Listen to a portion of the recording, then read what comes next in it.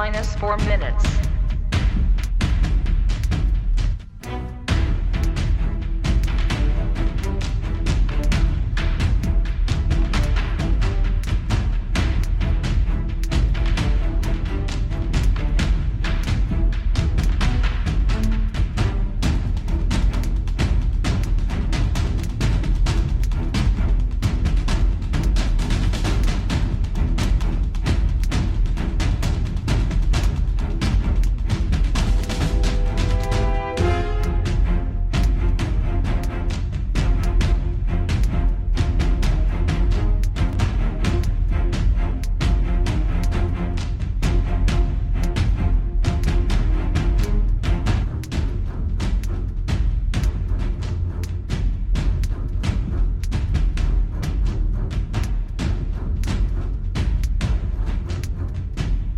T minus 3 minutes.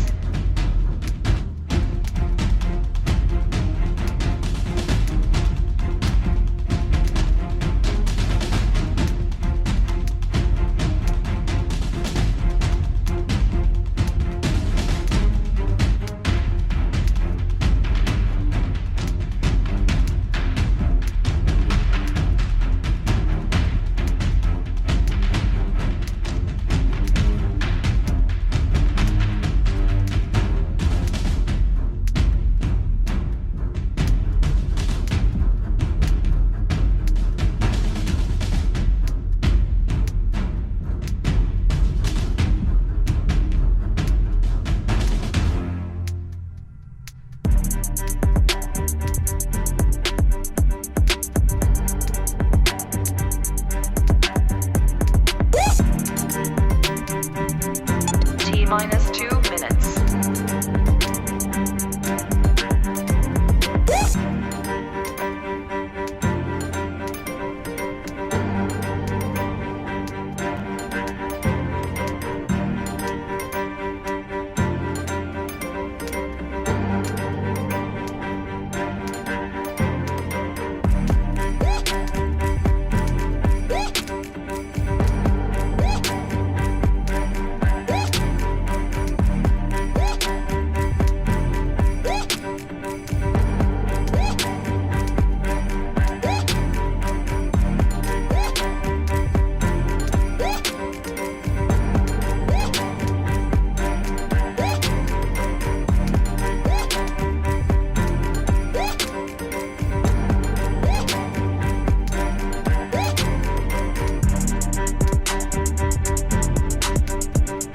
T minus 1 minute.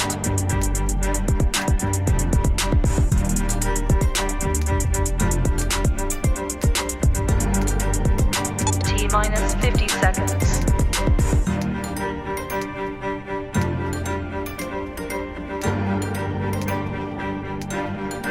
T minus 40 seconds.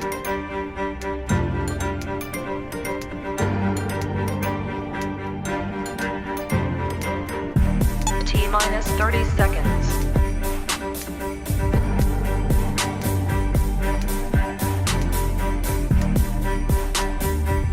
T minus 20 seconds.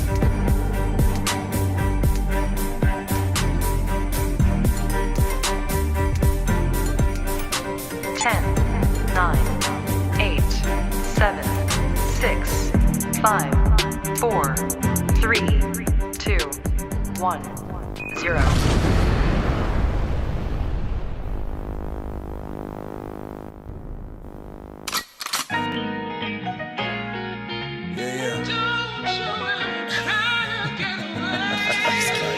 Yeah, look, black and blue lines. Yeah.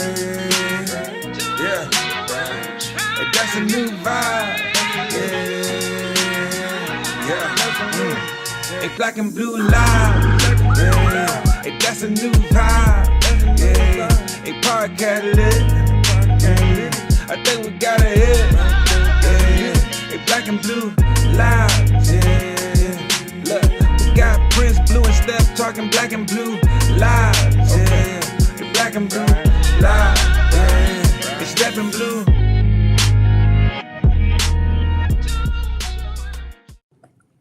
Hey, what is going on, everybody? What is up? This is the Black and Blue Lives podcast. I am your host, Dr. Prince Blue, and to my right, your left is my co-host, my bald head homie, Sergeant Step. Shaven.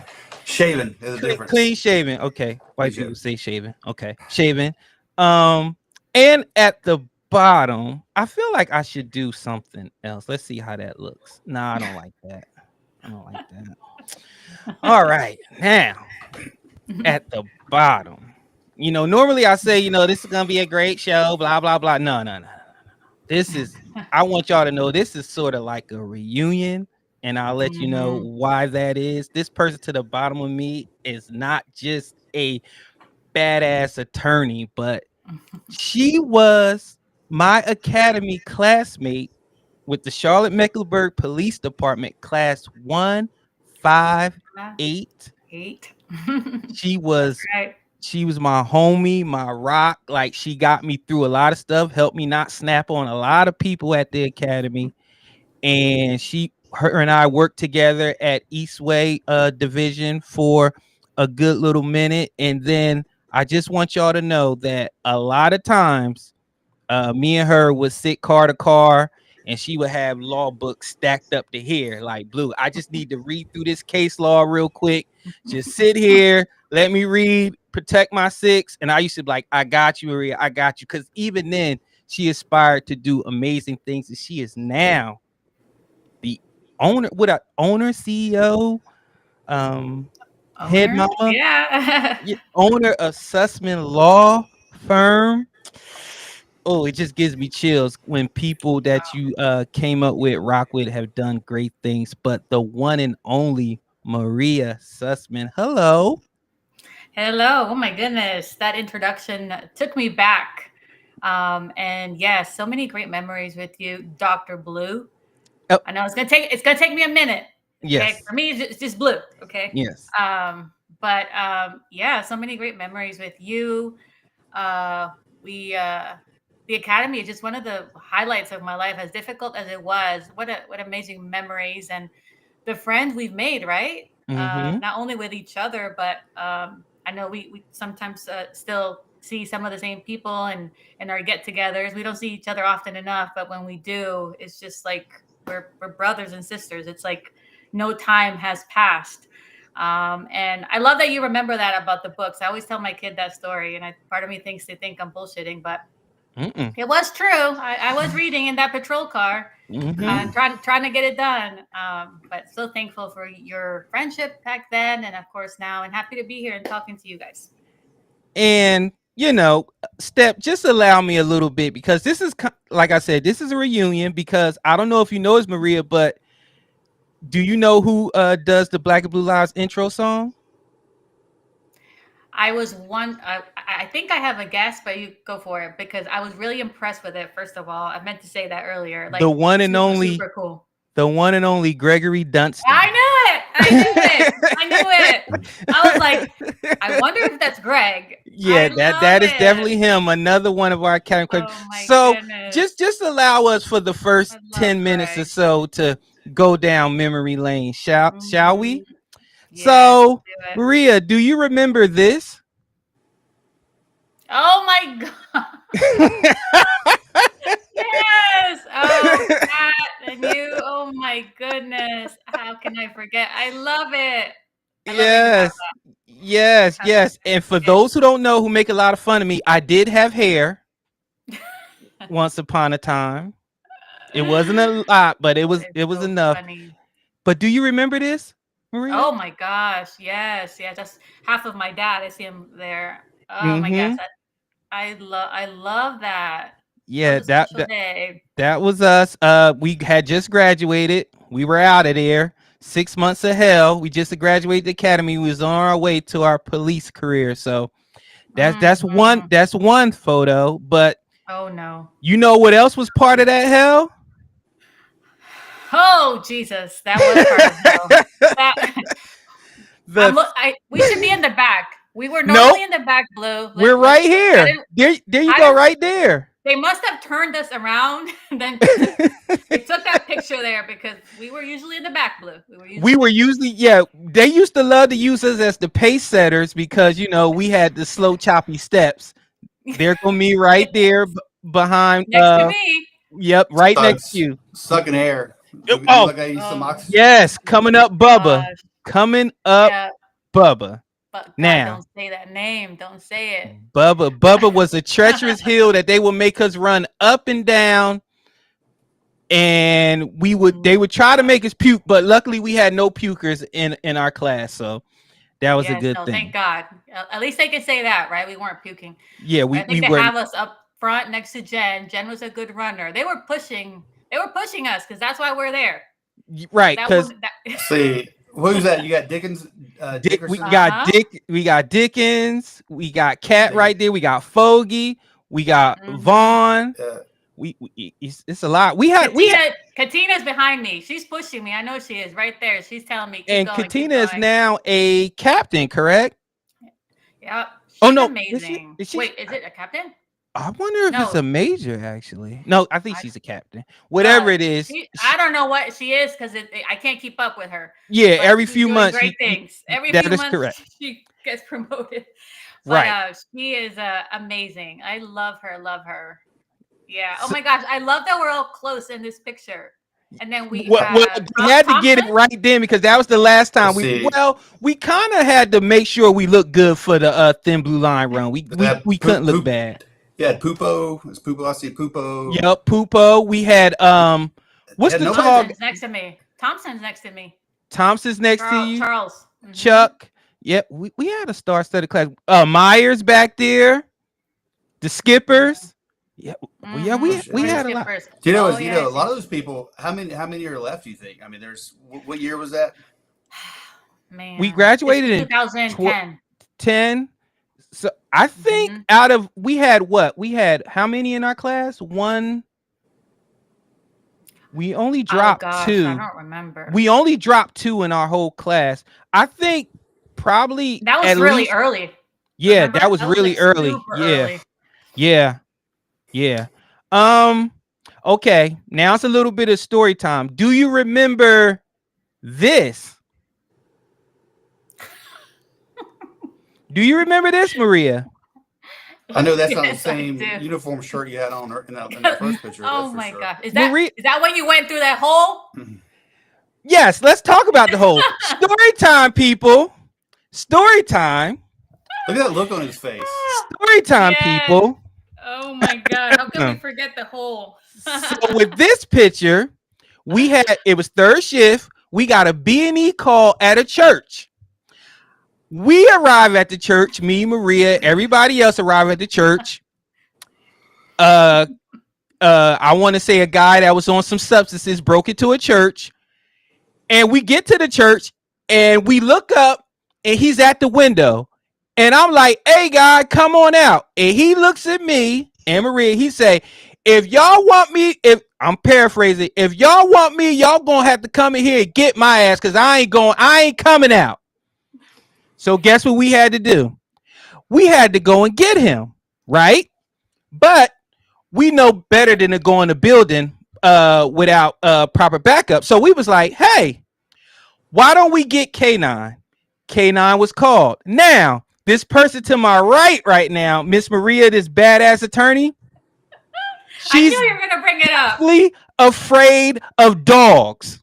Oh my God. So she's pacing back and forth, and I just knew something was gonna come. Before K9 gets it, she's like, Prince, she's like, Blue, you gotta go in with the dog. I'll back you up, but you go in with K9 because I don't want to go first in with the dog. So I'm like, fine, Maria, you got to get over this. I'll go in with the dog. So we go in with the dog. I'm going in. I look like it's SWAT time. I'm going in with the dog. I'm like, yeah, we clearing corners. The dog gets a sniff. He's downstairs in the basement. So we going down to the basement. And we get about 4 steps down the basement.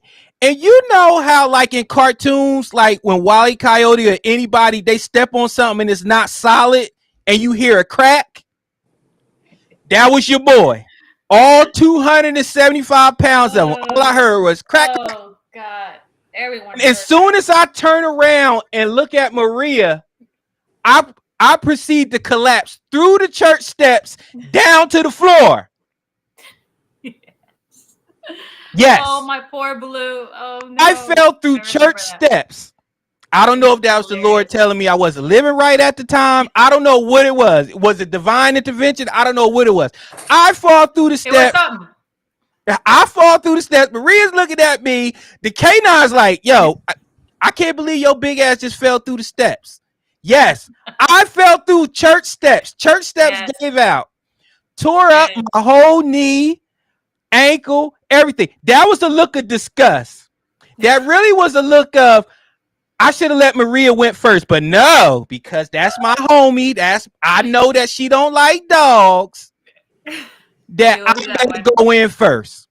I do owe you that one. And he was stuck there for a little bit. It's not like he came out quick. No.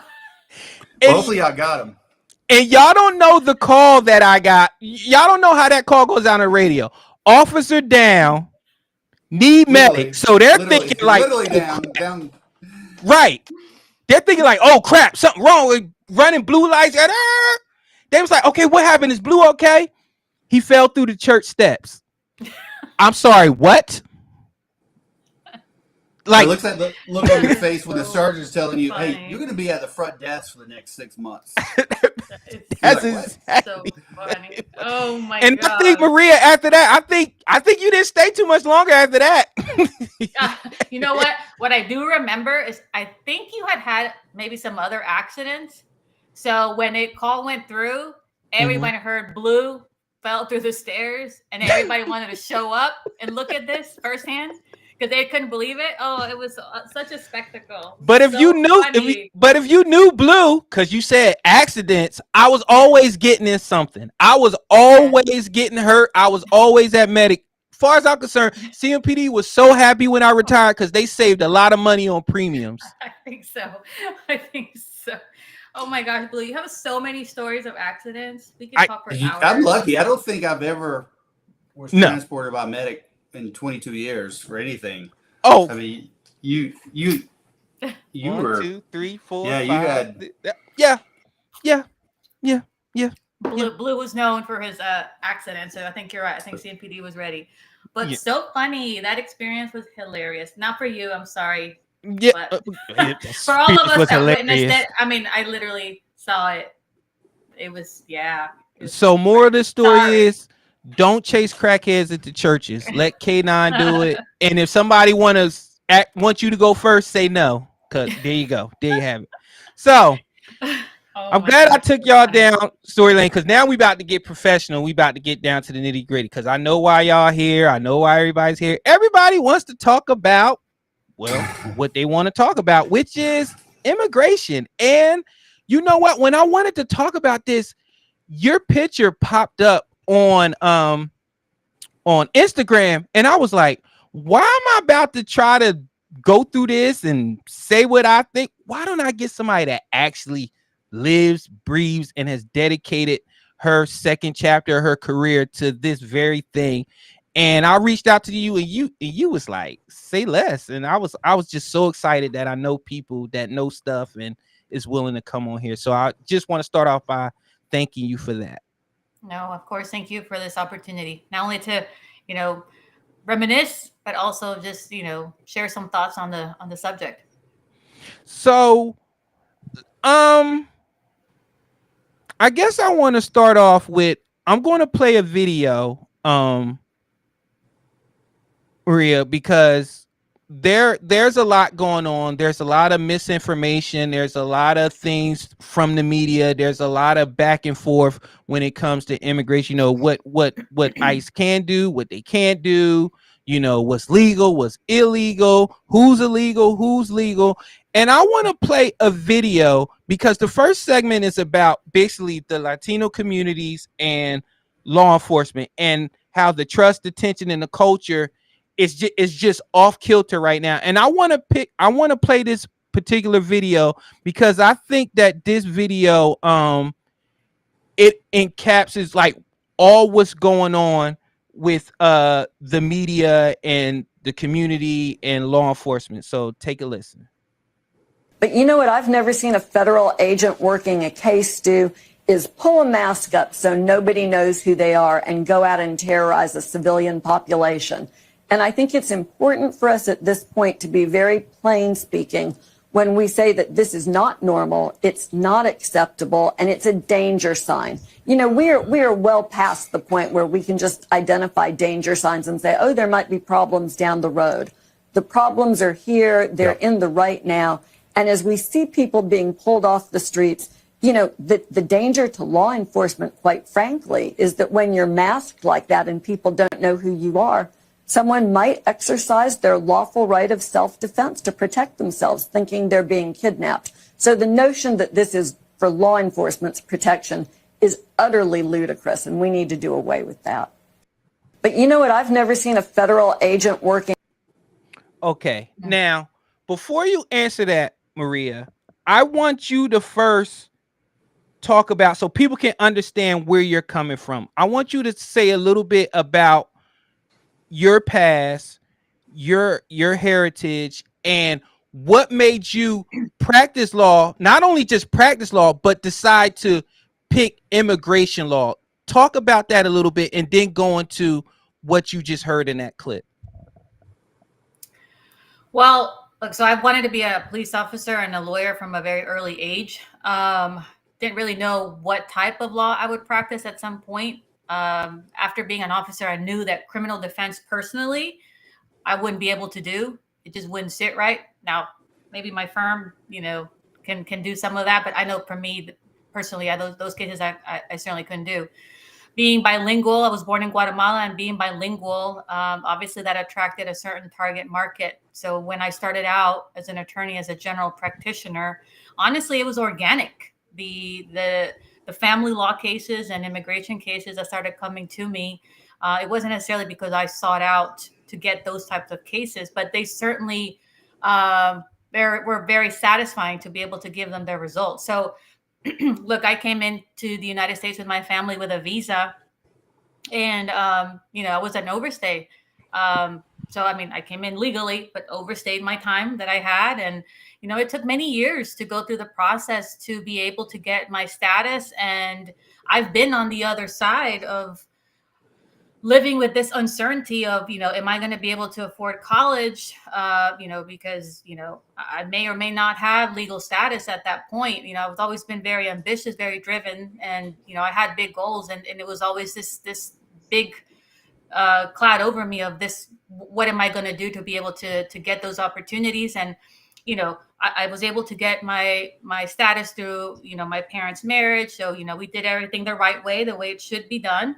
But it took a while. And I remember just how nerve-wracking it was being in front of an immigration officer and being interviewed and questioned. And, you know, I remember visiting Guatemala at one point with this uncertainty on whether I would be able to get back in as a child. I remember my family members having this uncertainty. So it's very real to me. And certainly when I'm across, you know, the table with people who are in these positions, it really takes me home. I know the feeling. So it became easy to continue to passionately advocate for these types of cases. And, you know, the word started spreading. We do great things. We get great results, and the caseload started growing. And here we are. This will be year 10. And we've been able to help a lot of people in our community. So, and of course, you know, obviously my journey then eventually takes me down the law enforcement road, and I loved it. And, you know, it's been challenging to maintain some sort of balance, you know, because I know there's arguments to be made on both sides, and it really is tricky because, you know, not just with immigration, right? But when there's when certain things have happened in recent years, you know, against police, or have placed police officers in situations where it's easy to judge. I've been on you know, in their shoes, and I know it's not like that. So, you know, always trying to be an advocate for, based on what I know, it's really what I've tried to do. So it's been challenging, certainly in these times, because I'm definitely seeing the effect, not only in my clients, but even just the people that I talk to who know people. They're seeing it. It's really, really sad. So.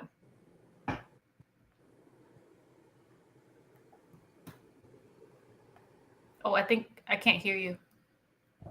With the video I just played, I see where the disconnect is coming from, because I think personally that a lot of people don't understand what can and cannot be done, and what is legally and what is illegally done by the ICE agents, by the administration, by that. So when you see a clip like that and you see them using words like the emotional words of, unlawful and harming and stuff like that, but these are just law enforcement agencies doing their job, and I'm pretty sure they're not batting 1,000, but they're not just out here just trying to violate people's civil rights. So what are some of the things that you're hearing from your clients or just from the community as well that they are struggling with and they can't quite understand that law enforcement officers are just doing their job? Well, I think in the news, you see a lot of these people. You see a lot of anger from these people, right? From whether they're politicians or really involved people in, maybe in some organizations. But I feel it's a little bit different when you talk to normal people.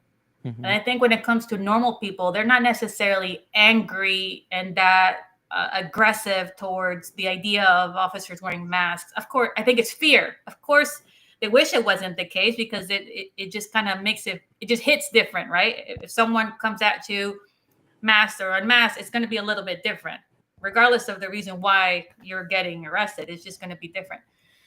What I feel is just fear.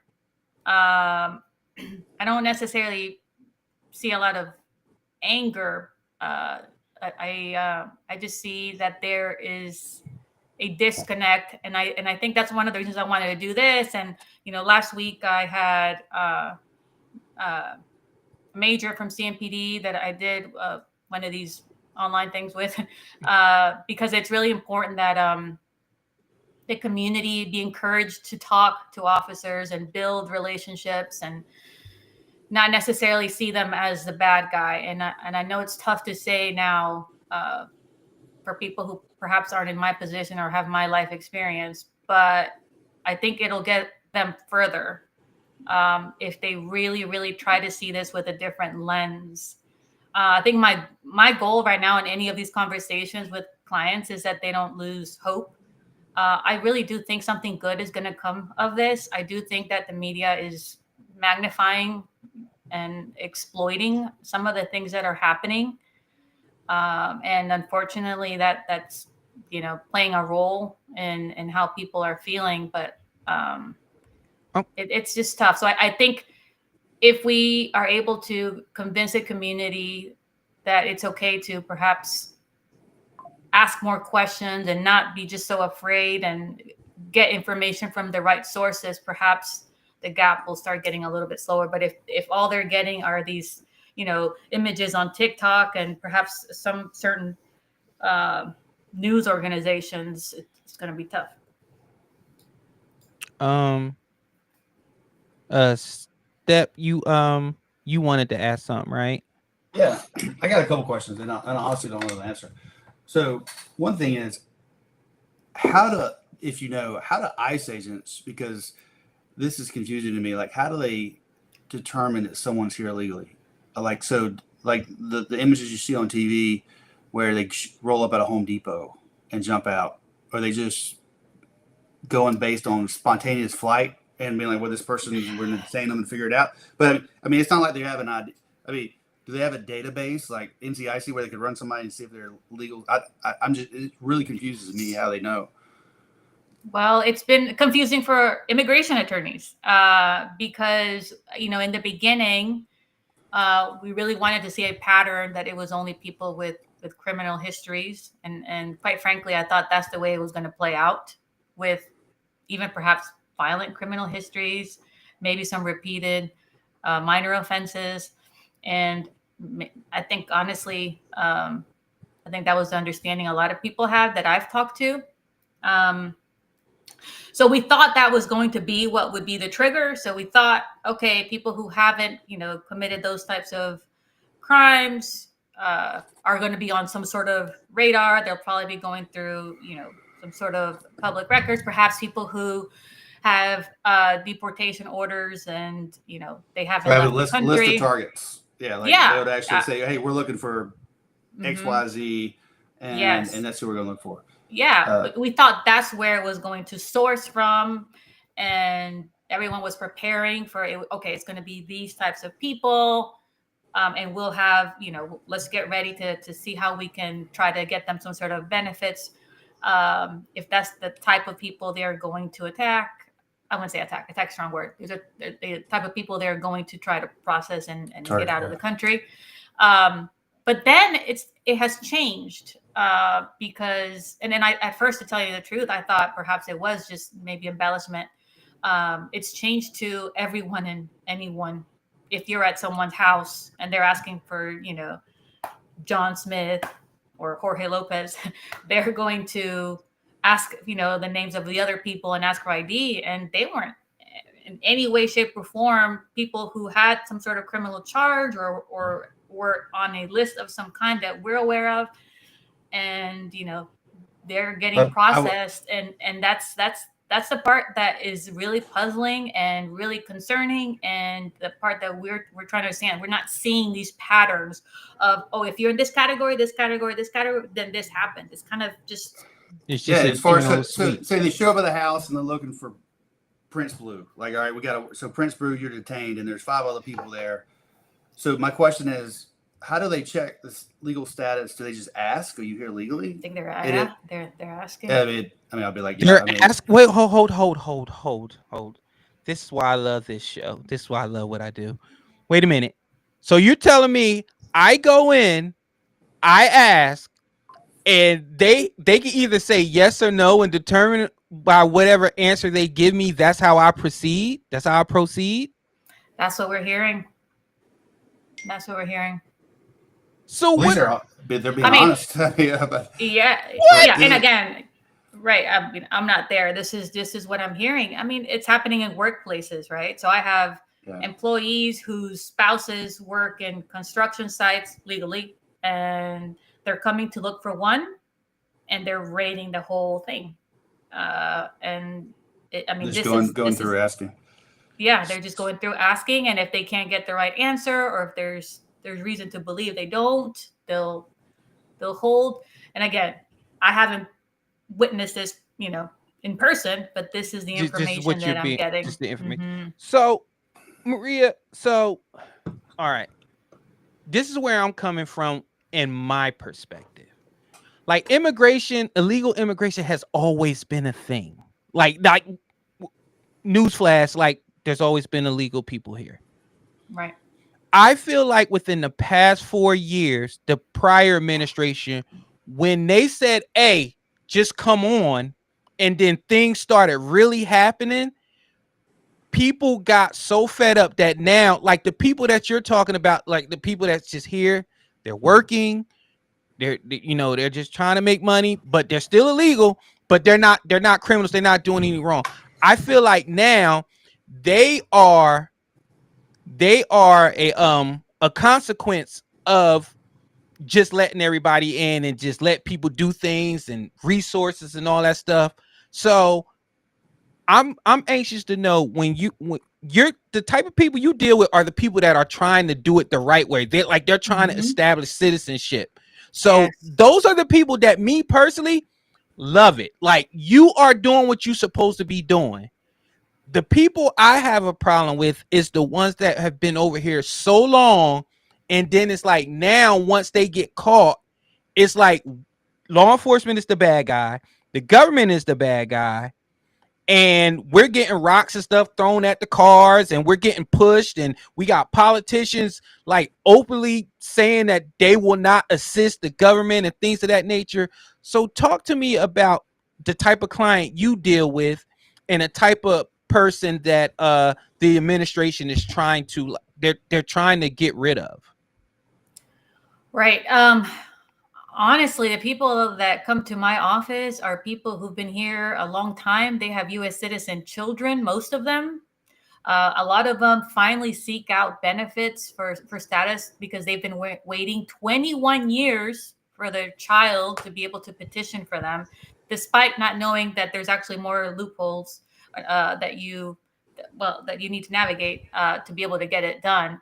But still, they understand, if my child is 21, they can petition for me. Again, it's a little more complicated than that. But imagine people who've been here that long, that their children are minimum 21 years old. They have businesses. I mean, I see these people's tax returns. Like I said, I do family law too. So even when they're going through a divorce, I'm seeing all their assets.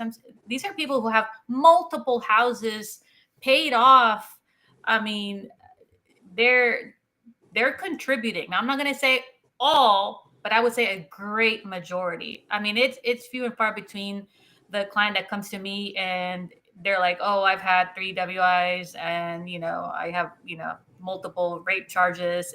It's really just husband and wife who have a construction business and they have 3 kids, of which all are adults, and they're just trying to live life. Most of them, to tell you the truth, had hopes to continue living in the United States. I've seen a decrease.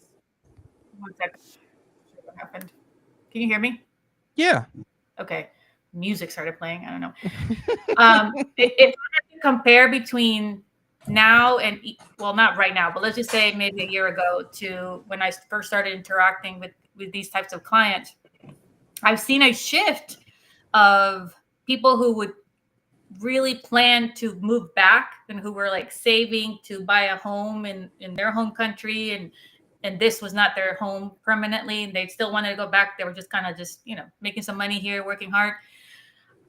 I saw a shift to most of these people really, really had plans to stay here permanently. Their lives are here. I've seen an increase of people speaking English. I remember just about everyone that would come in were Spanish speakers. Now, I would say more than half speak English. Maybe they prefer to speak Spanish, but they speak English and they speak it well. Now, of course, in the past 6 months, now everyone's talking about, okay, maybe we do have to go home. What can I do? So the type of people that I thought would be given an opportunity sooner and later are the ones I usually see. And I think these are the people that do deserve it. Like, look, if you're paying taxes, if you're staying out of trouble, if you've been here a long time, if you have your adult children, my opinion is there has to be a pathway. And I mean, we have to protect our country and we have to protect our officers, first and foremost. But there has to be a way to make both work. And that's why I'm hoping that this is getting so ugly that is finally going to push some administration, some policy, something that's going to give the right people an opportunity to stay in and get vetted, and get their medical exams. Because I understand those things, right? They have to go through some process where we have to make sure that they're healthy and that it definitely can't be they just get in and then they're safe and then they it has to be I'm all for the people that are trying to do it the right way, and put in the paperwork and do things. It's these and I think a lot of these people that came in the last prior administration where the rumor is that a lot of these places release people from their prisons and mental health hospitals and just send them across the border. And I saw an uptick of violence from, it used to be people used to ask me, hey, what problems do you have from the Hispanics? I'm like, dude, maybe some DV and they like to drink, right? I mean, they really didn't cause any problem. They didn't have any problem. You go up Central and go to those, I mean, they're mind their own business. They like their music, they like their women, and they drink and drive. But it became like in Steel Creek and stuff, we would have a lot of MS and 13 violent crime. And I wonder, I honestly think I remember clear as day when they started the 87G program. at Mecklenburg County Jail under the last sheriff, or two sheriffs, actually Pendergraft. I think Pendergraft was the one who started it. And, and we had sheriff deputies sworn in as ICE agents so they could make the determination they're here legally. And we were deporting the violent people. Sometimes, somebody that gets arrested for DWI might get deported.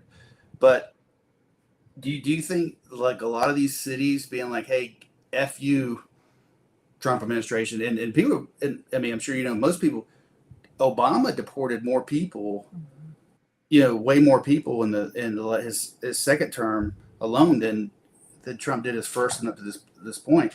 And a lot of that may have been because of the 87G program, and that means we were getting the same people.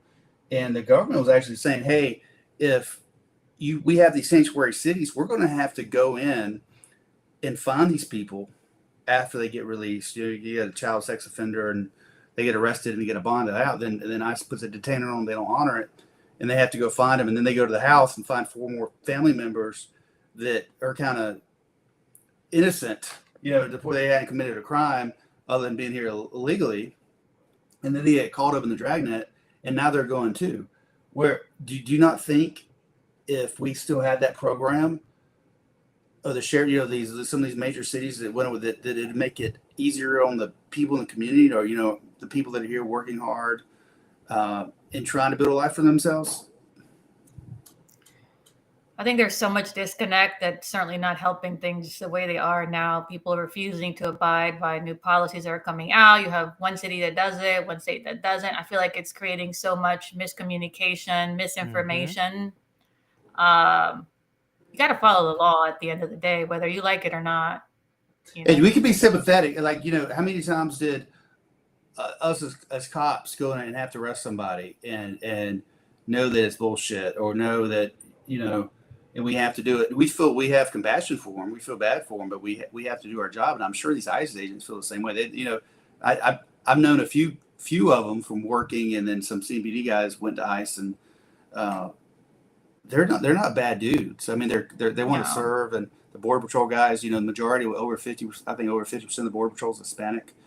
So I don't think they're out looking to let's ruin lives and. No, and, of course not. And so it's something I can have compassion for these people, and still, okay. And to your point, there needs to be, like some people were commenting, it shouldn't be a years and years of process, and where you need an attorney. There should be a simple way to apply for citizenship and standards you have to maintain. If it's, I'm not sure how it works. Is it green card? Does that mean you're just allowed here as a work visa? Or can you tell us the difference between the visa and the green card? Well, there's various different types of visas, but what people usually understand are like the green cards, which are the permanent resident cards. That means you're allowed to live here permanently, but you're not a U.S. citizen. Okay. So after you've been here. I'm just being there, but once they have that green card, after a certain period of time, they can apply for their citizenship, correct? And they have to, within that time, they have to maintain, good behavior. Yeah, there's requirements. They have to make sure they don't get behind on taxes, things like that. Is that something to get? Is that a lengthy process? Like if I'm in Mexico right now and I'm a citizen, I'm like, hey, I have a trade as a dietitian or whatever it is, and say I want to go to the U.S. and work. How hard is it for me, time-wise and financially, to make that happen?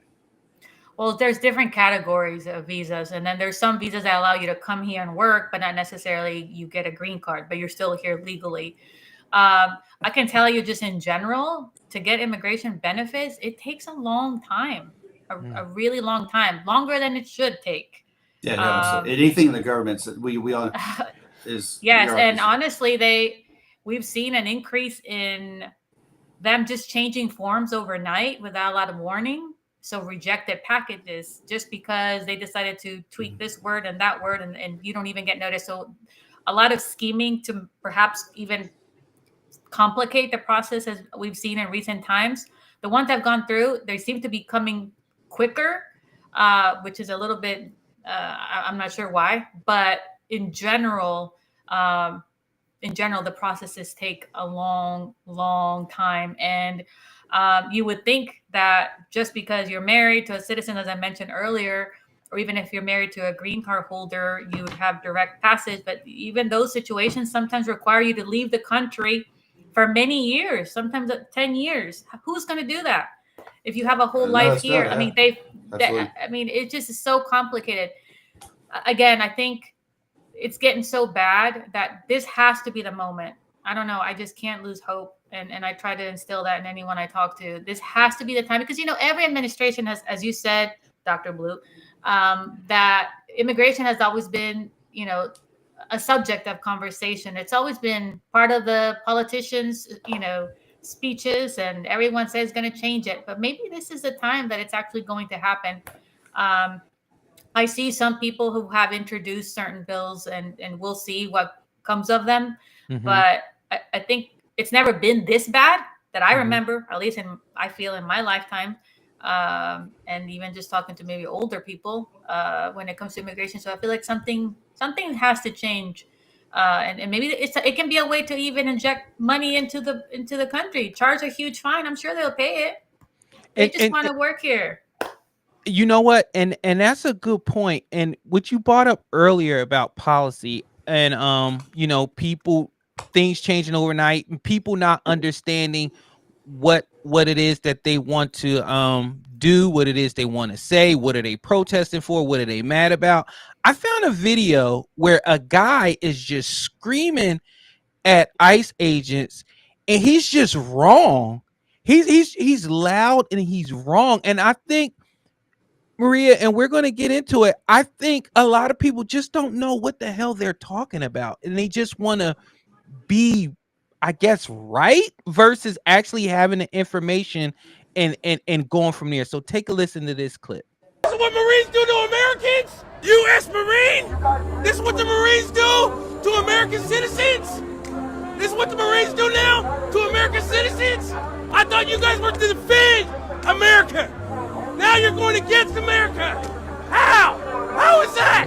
Didn't you take an oath? Didn't you take an oath to protect U.S. citizens? How are you doing that now? Okay. First of all, what the hell is an oath? I heard an oath. OATH. I don't know what oath is. It was an oath of bread. Like what? I don't know what oath is. So I just have a problem when people are loud and they're wrong. Yeah, but if you listen to them, is this what Marines do? Is this how you defend America? Yeah. Property, yeah. Yeah. Domestic. And guess what? Marines wouldn't have to be there if you listened to law enforcement and you didn't fight and burn and loot your own places. And this is the problem I'm having, is he doesn't even know the basic Constitution.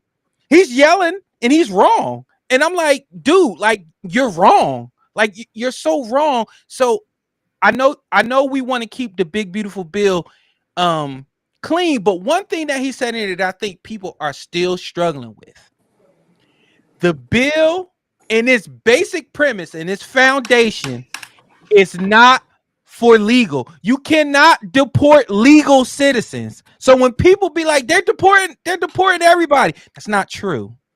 Mm-hmm. We're deporting illegal people. Illegal. You can't even be a legal citizen. It's an oxymoron. We're deporting illegals. So I think they're referring to people that have a green card or visa that got revoked or overstayed.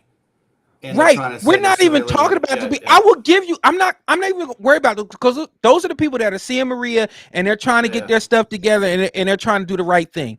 We're talking about the people that are illegal. I hate to say it, but if you're illegal, the bill is for you. But if you're going to Sussman Law Firm and you're trying to do the right thing, you are the people that I want the process streamlined for. But the MS-13s, the people are just here, just doing things and doing unlawful things. These are the people that you should be jettisoned like with the quickness. So when people are yelling like that, Maria, talk to me about pretty much your basic understanding of the big, beautiful bill. And why do you think so many people in the Latin community is getting it wrong? Well, I'll just say this though. you know, I know you mentioned like the people that are coming to see me, these are the people that you want to see streamlined and, you know, find a way to get them benefits. But at the end of the day, they're still illegal nonetheless. Wait a minute. Even though that, wait a minute. All right. Wait a minute. But Mhm. but Maria, you're an attorney and you're Latina. Like, why are you saying that? Right? Why am I using that word, or why am I even saying that? Well, I mean, that's the reality, right? I mean, I think we have to start with the fact, and you know, under the bill, under the administration's interpretation, you know, it started with just illegal, and now they've added criminality to this level, because at the end of the day, they're considering it a crime. So now it's like two words together, and I don't know that this bill makes a distinction between those two types of people, the people who want to come to see me and try to do it right. Because sadly, even though you come to see me or other attorneys, there's just not a lot of options. So everyone gets lumped in the same group of just not being here legally.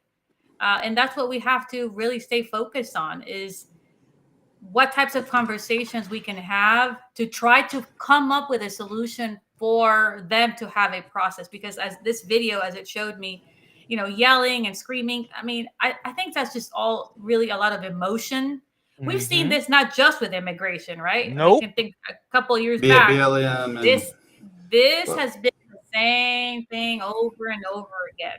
So, and I think I don't think it, you know, in my opinion, is having these sanctuary cities in the way they're acting and how they're, you know, calling ICE Nazis and the Gestapo. I don't think that's helping the cause. Absolutely not. Because what it does is regular people think they're going to lump everybody in, all the illegal immigrants or undocumented or whatever, you know, the illegal, you know, into that they're the ones saying this stuff, and they're entitled, and they feel, you know, a lot of people, they feel like they're entitled to get our benefits. They think they're entitled to not be held accountable for coming here illegal. And they see people like an LA Right flying the Mexican flag and the different country flags as they're attacking the police. And I think a lot of people, you know, they don't want their gardener or housekeeper that they might have a relationship with deported. But the thing is, people see that and they're like, wait a minute, what the hell's going on? And it actually doesn't help the cause of legal immigration and make it easier. And let me ask you another question. Well, this is one of my pet peeves. These people. One, we're all three law enforcement. We know, like, if I know Prince has a warrant, okay, I go, Prince, you're under arrest. You have a warrant. I don't have to show Prince a warrant, right? I don't have to show it, much less a random third party person that comes up and, oh, show me the warrant. And I don't have to show him by the warrant, right? So does that differ in the federal level? Like, because it drives me crazy that they go and arrest somebody, ICE does, and people were, show me the warrant. It's illegal. You have to show me the warrant. And they're obstructing. They didn't get punched in the face. A lot of they're obstructing ICE, trying to pull the detainee away and push on the officers. Is there any requirements that you know about on the federal level? They have to actually show somebody a physical warrant before taking them into custody? I personally don't know, but I really couldn't speak with 100% certainty. I don't think this is changing. But all this is changing, and that's what's making this a little bit difficult too. It's really making immigration attorneys' job difficult because everything is changing so often. I gave the example of like the forms, but that's just minimal, right? We can figure out the forms. You know, what's the new version now, but what's really challenging is you can meet with a client one day and tell them one thing, and then the next day it's completely wrong. So like even how I'm answering these questions as to far as what I know and what I've seen, I mean, it's from day to day, it's changing. It's driving people out of the profession, to tell you the truth. You know, I hear immigration attorneys are considering different types of practices because it's been so emotionally taxing to deal with these things, to see so many family members. I mean, I've never heard so many people cry with such a despair when we've had to give them news. I mean, I've had my associates, thank goodness I haven't been in that position myself personally. You know, most of my cases are handled by my associates these days, but they've gone to court and, thinking they're going to do one process, and they've come in handcuffs and the person's out, and then they've had to give the news to the mother or to the spouse that's in the parking lot waiting, and they're dropping to their knees because their whole world just got turned upside down. So it's I think someone asked that question earlier in the chat, like how is this impacting the job? And it's really difficult. So it's even doing these types of things that I mentioned to Dr. Blue, I don't want to get too into the specifics of the bill or interpretation, right, just because this is getting litigated right now as we speak. So many parts of this. And you're, from what you're seeing, because I'm curious about that too, is when they go to immigration court, because that's been a huge thing, is they're having these protests, and so I showed up in immigration court for whatever kind of hearing I have, mm-hmm, and ICE arrests me. Are they doing that because they're I'm like they're trying to go through the process, or is it people that wouldn't make it the process, or are these people that are they just basically saying, well, you're still in the process, so we're going to deport you? Because, and then they've literally, but mm-hmm, it is typically the people that may, or the qualified good ones that would get to the process of having the permanent card or green card. So pretty much they're just going ahead and snatching them up, Maria. Am I being okay? Correct. And I think that's probably because of pressure, because the administration is putting pressure, mm-hmm, wrong, right, or different about these agents. Hey, we need 3,000 arrested, whatever. We've heard rumors. Not a quota. Of quotas don't exist. Yeah, so to get that number, they have to do. They're not getting. That could be different if they're getting from the sanctuary cities. From So Prince Gonzalez. Why am I going to court if I know y'all gonna snatch me up? Why should I show up to court, Maria? That's a great point, Blue, and that's one of the reasons that I'm out here talking to you today too, because a lot of people are not coming forward anymore. We've seen a decrease of people coming, not just to my firm, but to other firms, and not just in immigration, which is really also a really sad part. Is we've seen a decrease in even family law cases. That means that the wife who's getting physically abused now is putting up with it because they're afraid to start a process. Yep. And so this is hitting on so many levels, not just immigration. People who are going through custody disputes that are really toxic and really damaging to children now are postponing any opportunity to try to resolve this matter just because they're afraid to step foot in the courthouse. We've seen it happening in the family courthouse, and sometimes too, people see on social media and any courthouse, and they think it's every courthouse, and now they certainly don't want to try anything. So you're right. That's exactly what people are thinking now. Why am I even going to try? Yeah, I will be making this process worse. I'm not showing up to court if I know they're gonna snatch me up. And like you said, it's now. It now is putting more pressure. Guess what? Not just the federal people, but the local police officers. Because, like you said, more DVs, more calls for service, or they're not even going to call. Somebody else is going to call. They're going to be like, "Hey, they're downstairs at it again," and you got to show up. And you as an officer, you have to do the report. You have to do the photographs. You have to do all that stuff, and you have to show up to court. Just for them not to show up to court, because they're afraid of what's going to happen to them. So it's like, yeah, that's exactly right. They're not calling police. They're not seeking attorneys for just about anything now. They're fearful. Or, I mean, think about it. If you have several $1,000s stashed away to hire an attorney because you were going to try to do this process and get your kids that you haven't seen in 5 years, but now you don't know if they're going to kick you out. You're not going to spend that money. And guess what happens? These relationships with your children that you potentially could have had are even further and further apart. So it's impacting on so many levels. So the Maria I know always had a plan B.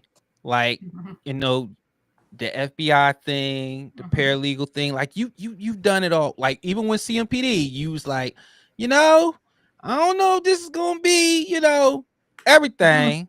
So next thing I know, you was going through law school while on third shift, by the way. I know you always have plan B. So, Maria, congratulations.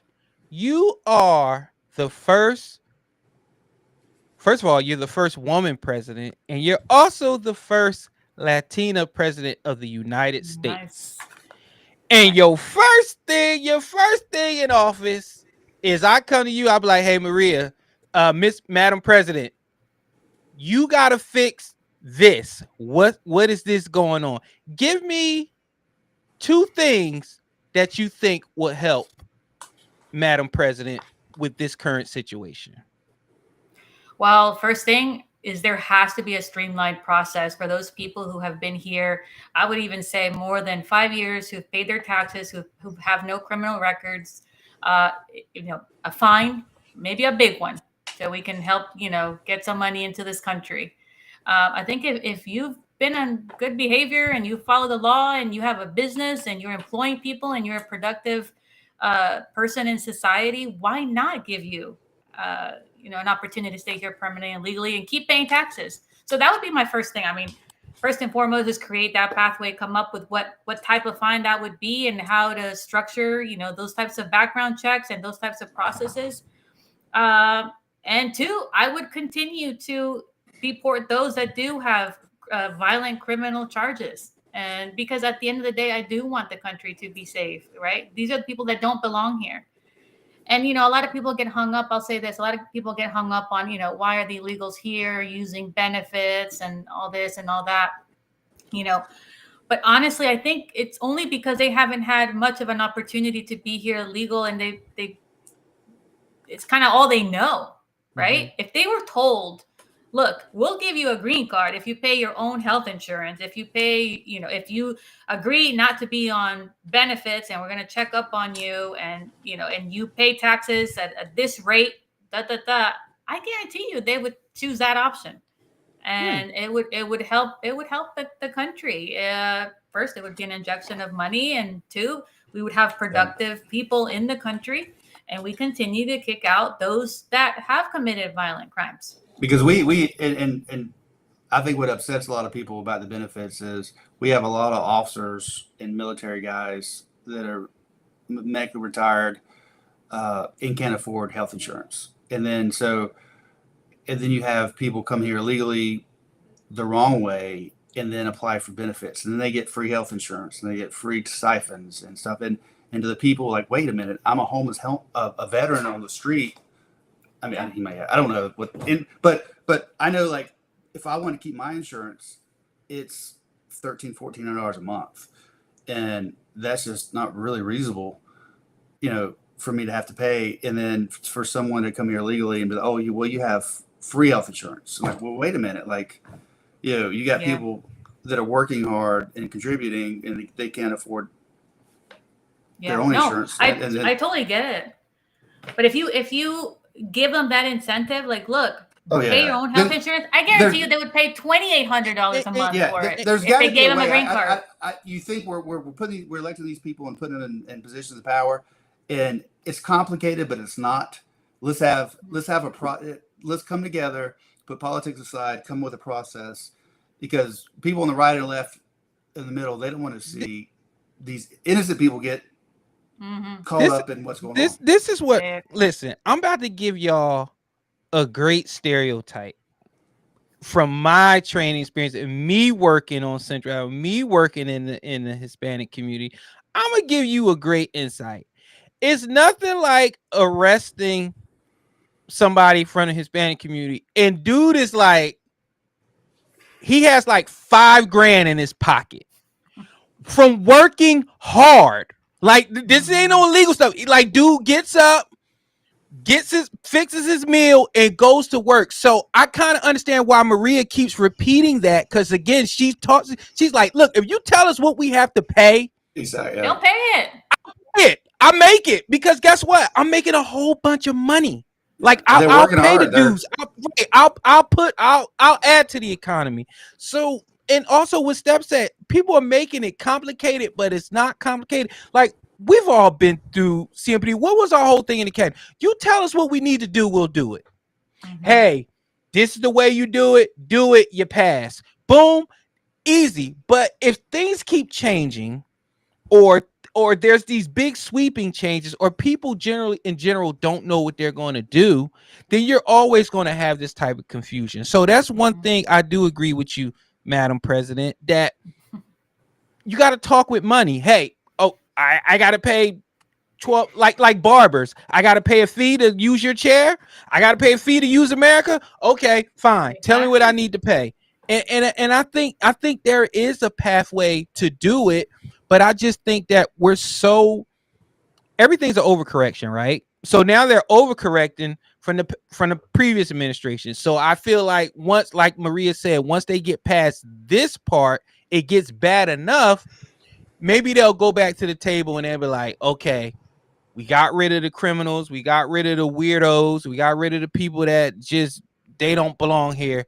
Now let's streamline this process. Well, they'll also say we got rid of too many people that we shouldn't have, because they're going to be lumped up in there. I mean, that's what's happening now. And now it's going to be, okay, how do we get the good ones back? And that's when I hope that they get creative. And I think money's not going to be an issue. They'll pay it. Just give them the opportunity to work hard, and they'll pay it.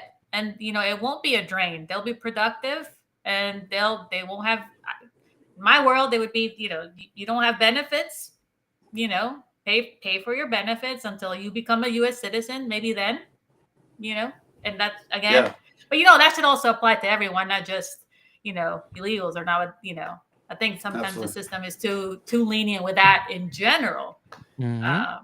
So I think that a lot of people take that advantage of that. So I still think there should be even more requirements than just citizenship, but that's kind of going on a different topic there. But yeah, it's all good. It's my show. I do what I want.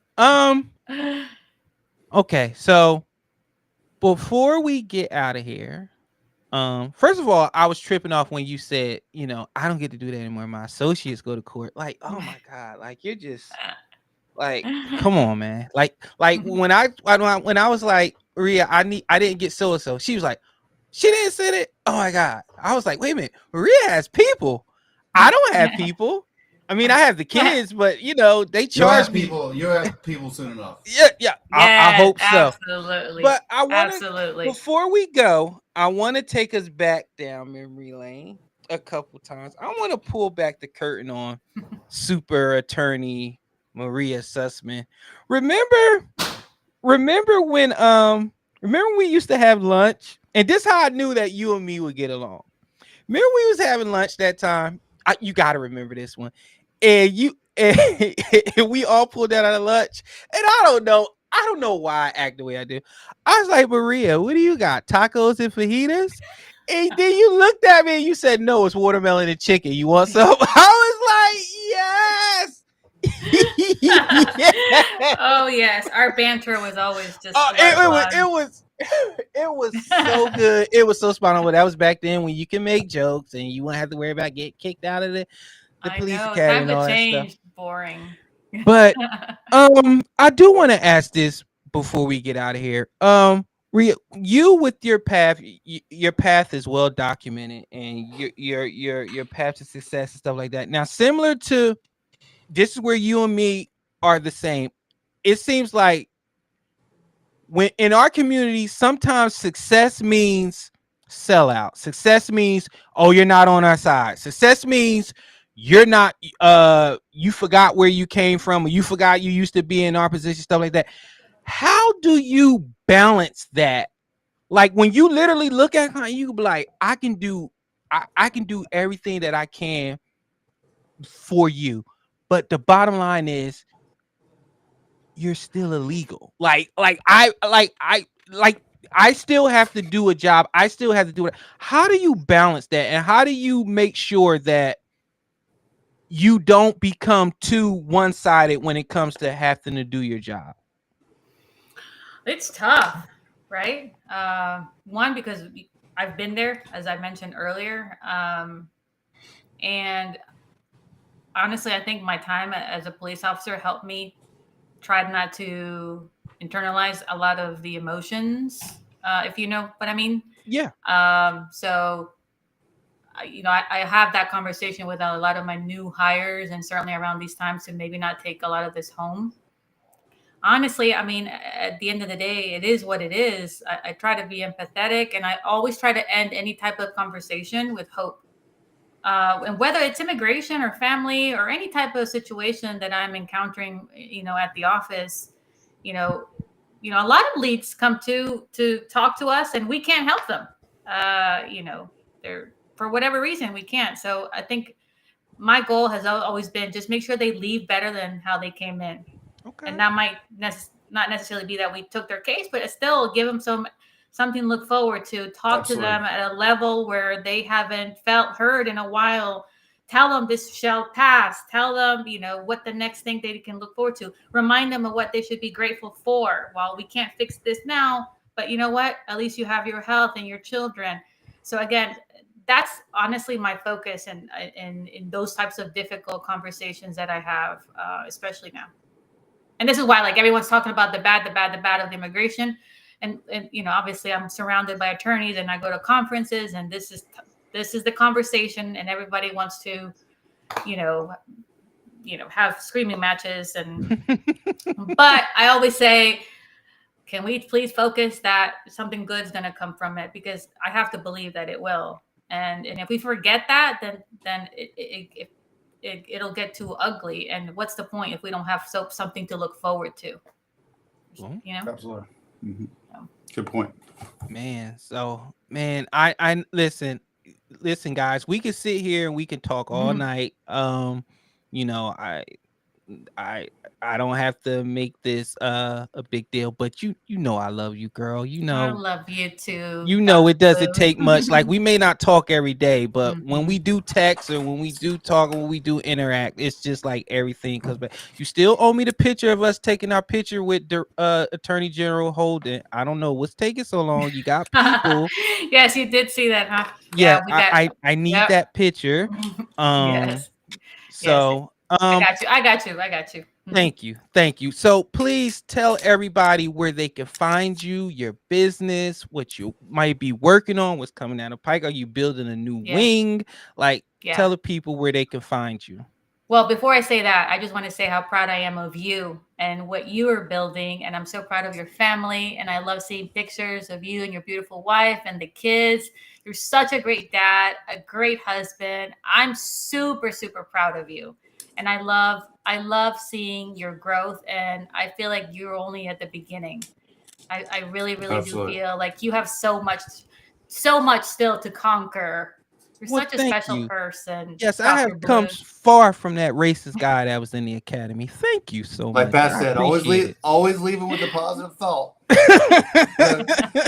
Steve said sometimes I don't believe it, but I'll say it anyway. Yeah, I was a terror in the academy. Maria, yes, tell you, he was. Oh my goodness, Manasseh and you. Oh Lord, man, if you man, don't get me started. But please tell the people about your business, where they can find you, everything. Please plug away.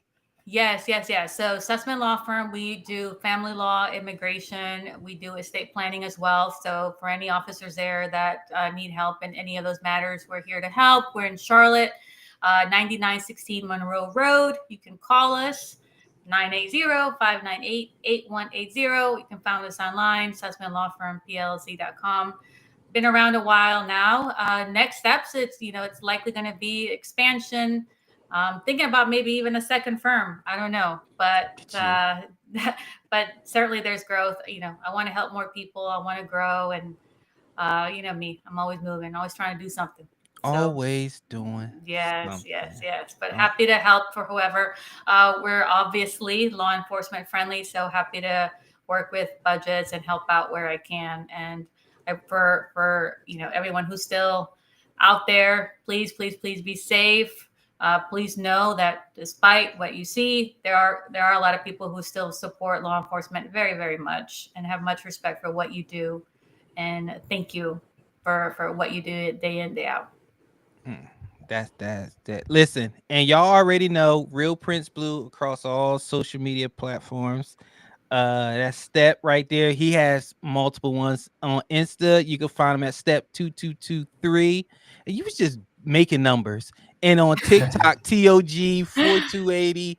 Black and Blue Lives, please make sure you like, subscribe, and follow. And please listen, if you listen to this over again, if you're listening to this now, I'm telling you now, Maria will get you, she will put you on the right path. If she can help you, even if she can't help you, she will make sure you leave with at the least a positive outlook on how you can get things done, or how you can get out of your situation. So please take advantage of her services. She's doing phenomenal things. And thank you everybody for listening. I appreciate y'all so much. Please be, like Maria said, please be safe out there. Make sure everything is everything's good. Check on your people and all that other good stuff. This was just nothing but good vibes. I'm happy. Yes, absolutely. You know, when you see your friends, you know, step, and you see Maria, they doing great things. And again, our foundation is mental health, right? You got three individuals that, despite anything that has gone on in their life, they're sitting here right now showing you that you don't have to remain where you are. But it helps to have a great circle, a great support team around you. And that's what all three of us can definitely say without a shadow of doubt. We have family, we have a great support system, and sometimes it just takes for you to just reach out, and that's all you need to do. So make sure you do that. We'll see y'all next week. I think we'll be here, Steph. Won't we be here next week? I think so. Okay, we'll be here next week. Steph said we'll be here next week. So with that being said, we are out. Love you, y'all. guys. Appreciate y'all. Peace. Thank you. Bye.